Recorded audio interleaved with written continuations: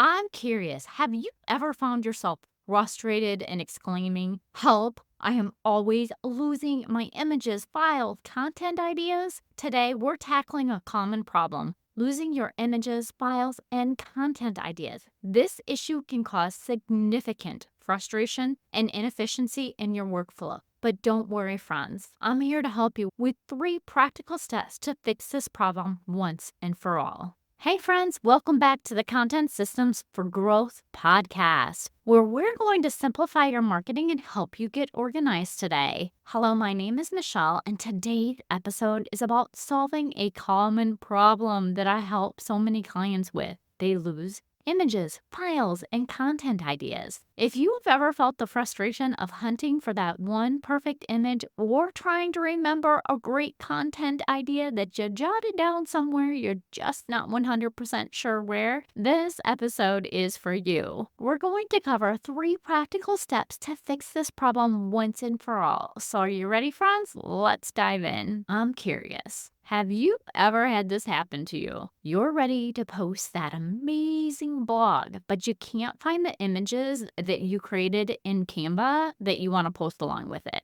Or maybe you have a brilliant idea for your next podcast episode, and now it's vanished from your memory. You knew you wrote it down somewhere, but you can't remember where. Does any of this sound familiar? Well, you're not alone because I have heard it before. And today I'm going to share with you 3 steps that will help you keep all your digital content organized and easily accessible. By the end of this episode, you'll have a clear strategy to ensure you will never lose your important files or ideas again. Step number 1 is to create a centralized storage system. Yep, as easy as that. So you want to figure out where you want your one centralized storage system to be. And one of the biggest reasons why we lose files and ideas is because we'll scatter them everywhere on different devices and various apps and across multiple different platforms. You know, depending on where you're at. Maybe you put something notes on your phone, or you put something,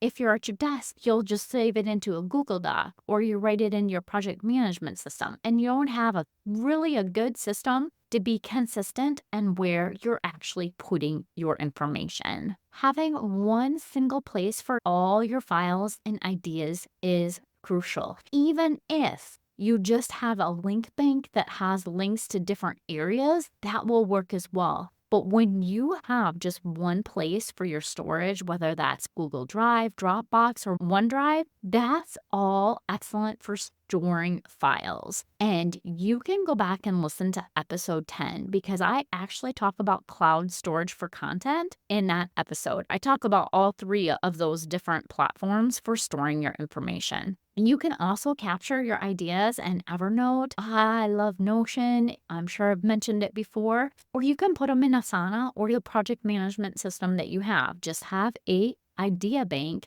inside your project management system. Once you've chosen your tool, it's time to get organized. You want to create a logical folder structure for this. And I do have a freebie that I'll go ahead and put down below in the show notes that you can download, which is organizing your Google Drive. And then I give you ideas on how to actually name your files and your folders and all of that, because I know that that's a thing. I know in the past I have searched for different ways to name files to make them sound logical to me, not only for myself, but for my clients, because we all think differently, and how I would name something is different than somebody else would want to name something. So I have a freebie that you can go ahead and download and use that. And it comes along with I think 7 emails that give you different walkthroughs or ideas on how to structure and organize as well. So it's a great resource. So I'm back. I think I left off with you want to choose your tool. Once you've chosen your tool, then you need to get organized. So it's creating those folder structures, what you want your main folder to be. And I'm just going to mention this as well. So if you have a team, you can create just one folder that's the team folder. And then you can just share that one folder with your team. And then if you have change in the people that are part of your team, you just remove them from that one location instead of having them in various different places attached to various different files. One folder that you share with everybody. I know that you can use as well, Google has the shared folder inside the Google Workspace. The only reason why I do not use that for my team personally is because of Canva. Yes, that simple reason. Because I share all of my images and copy bank and everything in Google Drive. Well, when we import that or bring in or have that connection in Canva with my Google Drive, you can't actually get to those shared folders. It only lets you get to your core or your main folders on your workspace. So that's why I've done what I've done. And that's the best way that I've found is by setting up a folder, one folder that you share with your team, and then have all your folders out off of that. And that is how I've set up several of my clients' businesses in their Google Drives as well. I remember one of my clients that I've worked with in the past, she struggled so much with file storage. And part of the reason was she had things in two different places, like two different Google Drives, like the free one at one point and the other one. And there was so much information and duplicate information because she tried to copy it over and it didn't work and it was a mess. So it was something that we sat down and went through so we could fix it because that thing that had searching for graphics or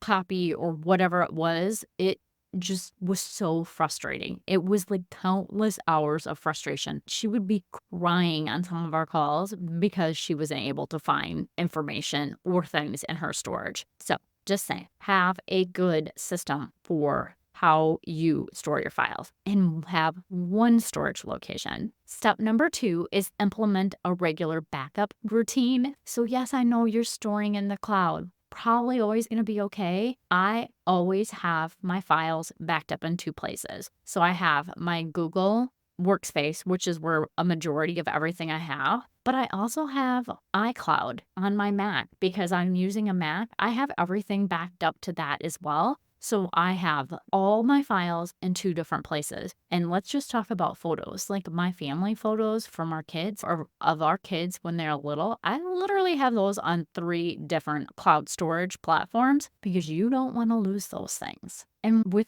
backups as well, I'm just going to touch on this. Like things that you can back up beside your website, because I'm sure you're doing that. You can also back up your email list where you can most email platforms. I haven't found one yet that you can't actually download your list so that you have those. I would just download those and just have them for safekeeping. You never know. Better safe than sorry. Number 3 is developing a consistent workflow for capturing your ideas. Finally, let's develop a consistent workflow for capturing all those ideas. Problem with random note taking is that, well, it's random and you're not sure where you're going to put that, right? And those lost ideas could be something, and that leads to lost ideas.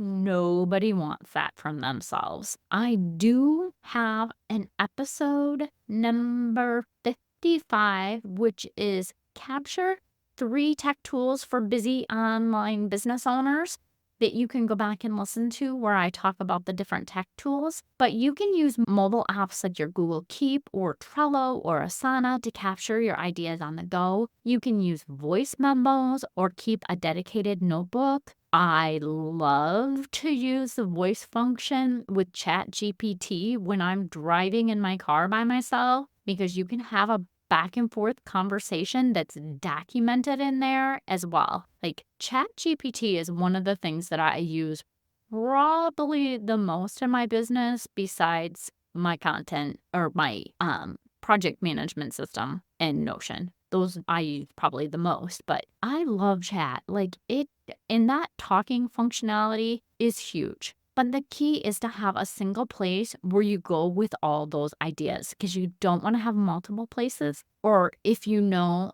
that let's say for me, when I'm out on the road and I'm talking with chat about things, I know when I come home that I need to put that in either my idea bank for content that I'm going to write about, or if it's going to be some sort of program that I'm going to create, any of those things like core content, then I know where that needs to go. And it's always in there. So I'm not having to worry about it.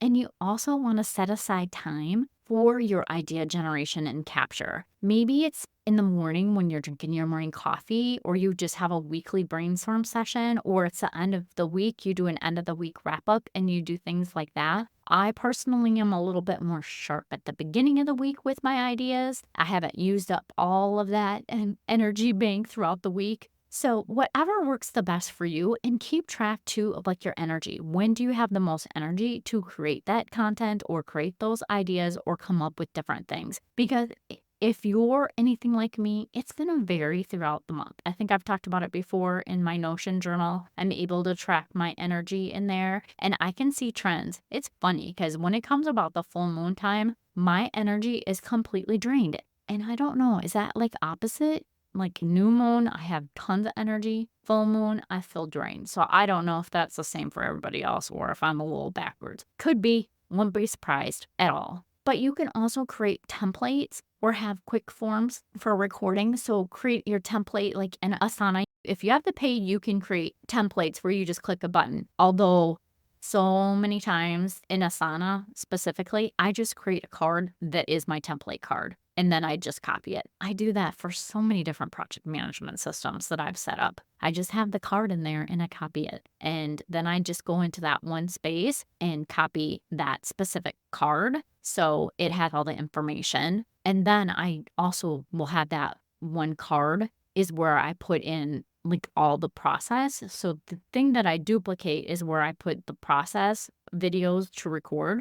So every time I duplicate that template, then if I have a new member on my team, they're going to be able to see all the past recordings that I've done for all the other content VAs that work with me. So anyways, I hope that's helpful as well. But you want to set aside specific time, as I said, for that idea generation and capture. I had one of my clients that I set up a content system in Trello, actually sat down to capture her ideas and put a reminder in her Trello project management system to remind her like every Friday. She needed to sit down and create at least 3 different content creations, or she would sit down and say, okay, I need to pour out for 10 minutes ideas on content that I can create. Here's a quick recap of the 3 steps to fix the problem of losing your images, your files, and your content ideas. You want to create a centralized storage system. You want to have a regular backup routine for your information. And if you can automate it, even better. You want to develop a consistent workflow for capturing your ideas so you do not lose anything at all. I hope that you found these steps helpful and you're able to start implementing them today so that you can see a difference in how organized and stress-free your content creation process feels.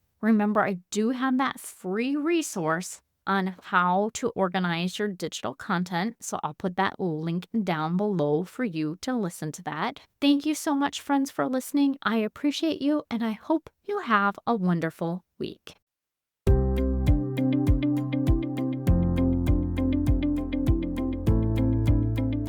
Yay! Thank you so much for listening. I hope that you found this episode valuable and learned some actionable tips that you can implement in your business so that you can feel accomplished and less stressed.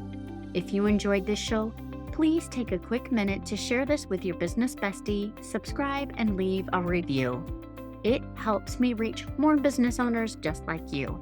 And if you have any questions or topics you'd like me to cover in future episodes, please reach out to me on my website. I've created a form just for you. Remember, with the right system and mindset, you can achieve the success your heart desires. Thank you for tuning in. I look forward to chatting with you next time. I appreciate you, and I hope you have a wonderful week. And don't forget, let's grow, friends.